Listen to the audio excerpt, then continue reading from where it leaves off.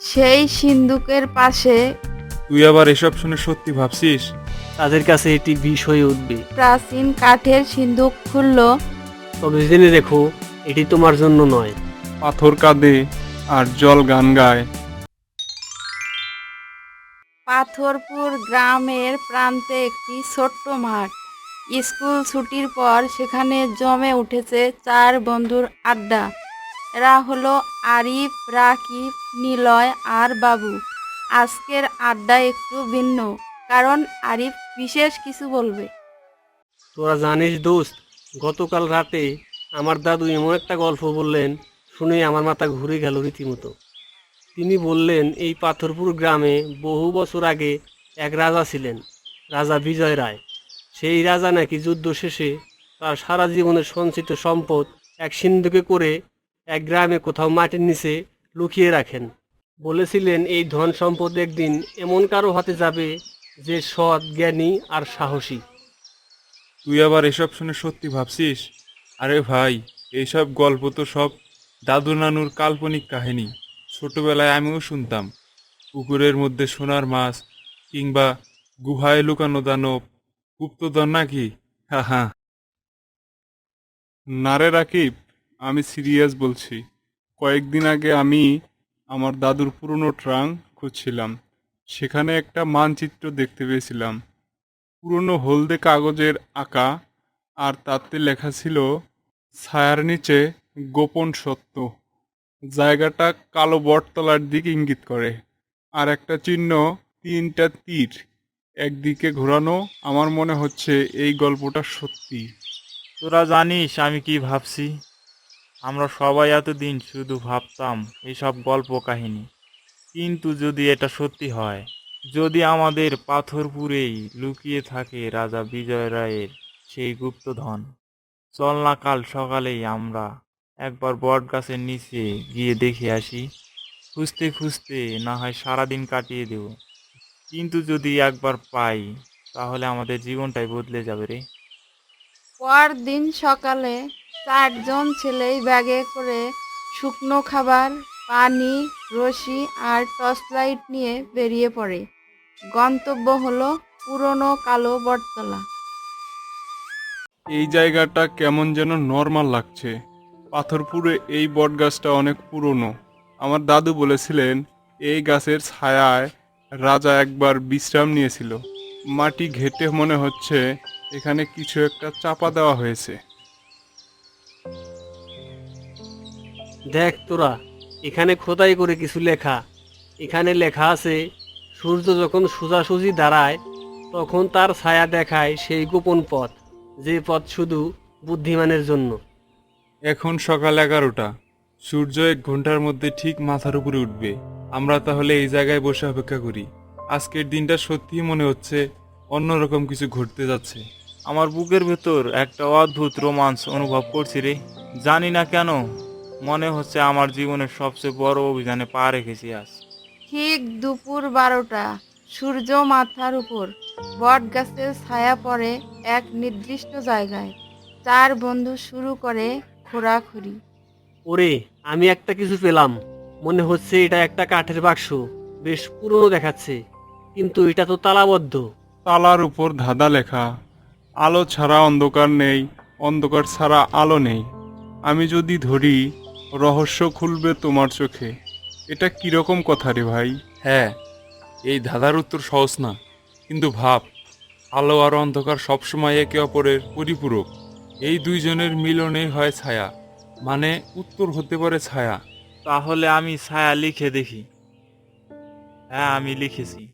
তারা যখন সেই প্রাচীন কাঠের সিন্দুক খুলল, সবাই ভেবেছিল ভেতরে থাকবে ঝকমকে সোনা বা রূপার দানার পাহাড়। কিন্তু ভেতরে তারা পেল একটা হলুদ কাগজের চিঠি আর একটা পুরনো পিতলের চাবি। যদি তুমি সত্যিই আমার ধন সম্পদের যোগ্য হও, তবে জেনে রেখো, এটি তোমার জন্য নয়, এটি সবার জন্য। গুপ্তধন লুকানো আছে সেখানে, যেখানে পাথর কাঁদে আর জল গান গায়। তুমি যদি হৃদয়ের কথা শোনো, তবে পথ আপনা আপনি খুলবে। কিন্তু যদি লোভে পড়ে আসো, তবে ধ্বংস অনিবার্য। এ তো সেই রাজার নিজের লেখা চিঠি। কি দুর্দান্ত ভাষা, কি গভীর ভাবনা।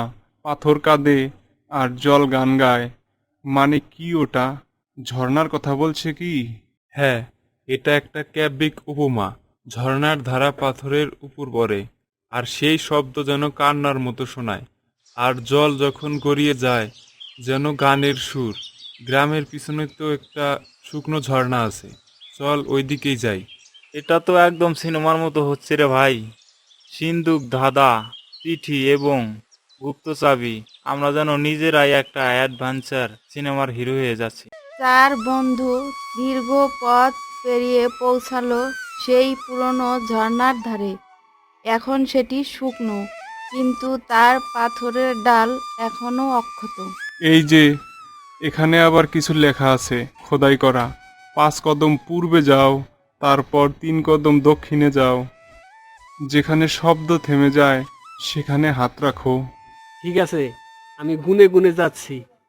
1, 2, 3, 4, 5। এখন দক্ষিণে। 1, 2, 3। ঠিক এখানেই তো। এই জায়গাটাও অন্য জায়গার চেয়ে একটু আলাদা। মনে হচ্ছে এইটা যেন ফাঁপা। চল দেখি এই চাবিটা দিয়ে এখানে কিছু খোলা যায় কিনা। চাবি গর্তে ঢুকতেই হঠাৎ একটা খটাস শব্দ, তারপর মাটি কেঁপে ওঠে আর নিচের একটা দরজা খুলে যায়।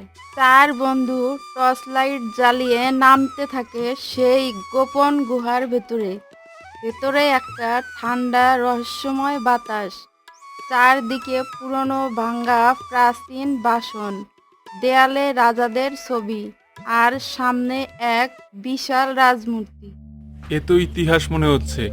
1000 বছরের পুরনো কোনো রাজপ্রাসাদের ভিতরে ঢুকে পড়েছি। এই দেয়ালে দেখ, এখানে যুদ্ধের ছবি আঁকা আছে। সৈন্য, রাজা আর মানুষ, যেন রাজা বিজয় রায়ের জীবনের গল্প বলে যাচ্ছে।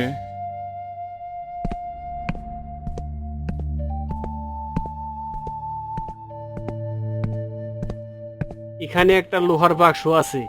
এই তো, খোলা যায়।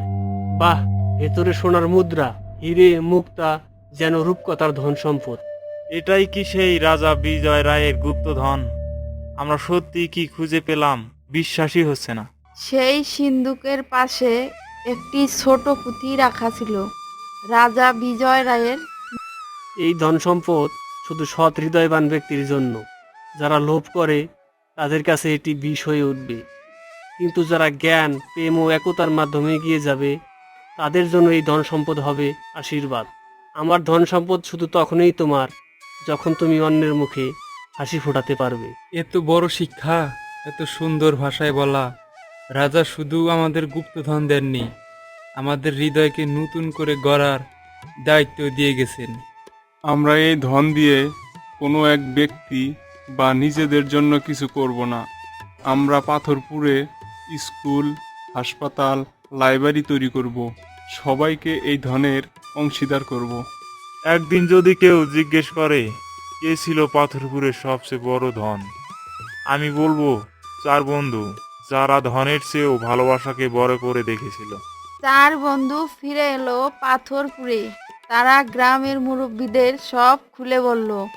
ধন সম্পদ সরকারকে বুঝিয়ে দিল।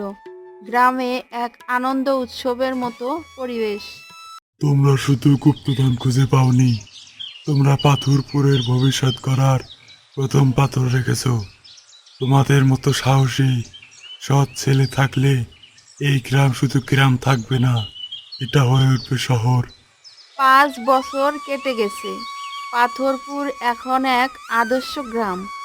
নতুন স্কুল, হাসপাতাল, পাঠাগার, সব কিছুই চার বন্ধুর সেই মহৎ সিদ্ধান্তের ফল। সোনা, হীরা, টাকা পয়সা এগুলো চিরস্থায়ী নয়। সত্যিকারের ধন সম্পদ হলো ভালোবাসা, বন্ধুত্ব আর সেই মন যা অন্যদের বাঁচতে শেখায়।